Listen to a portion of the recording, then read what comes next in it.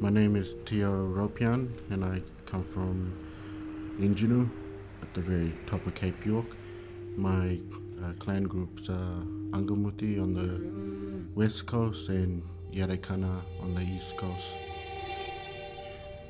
The place, the country, the environment and the experiences we got growing up there, they all sort of form that foundation for my art practice, which is to do with the 4 clan groups, the storytelling, all the language lessons that we received and going out on country.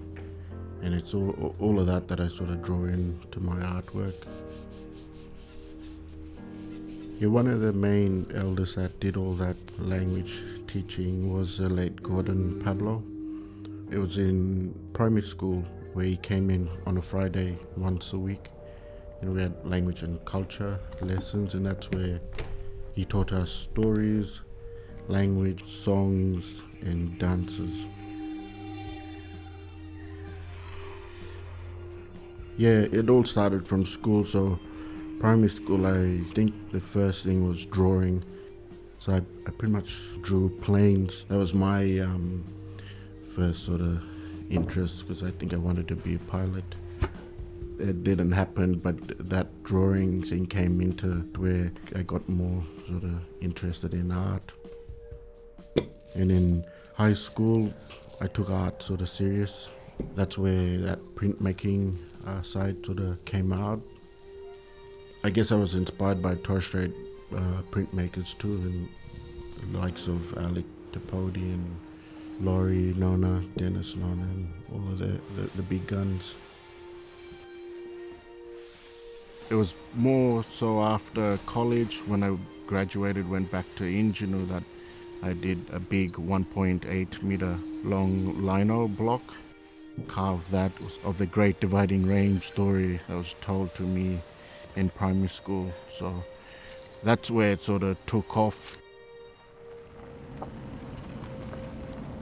And I think being up in Injinoo, the weather and the climate and, the paint and all of that would dry out pretty quick, whereas, a lino block would last a bit long.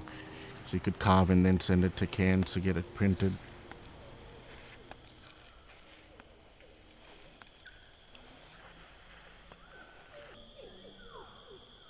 With the nature of fresh water and how it sort of ripples downstream, the longer the water pattern and wriggly is sort of referencing fresh water.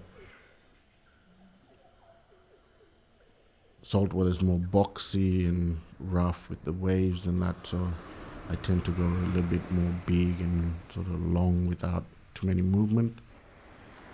So it's capturing all that into my design work.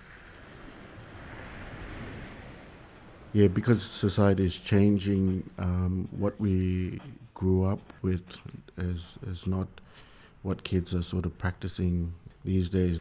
Whereas back then, we grew up in the 90s, there wasn't Facebook, social media, all that sort of stuff around. And we got to sort of absorb language and stories and all of that. So through my art, I'm preserving that. That's the whole aim.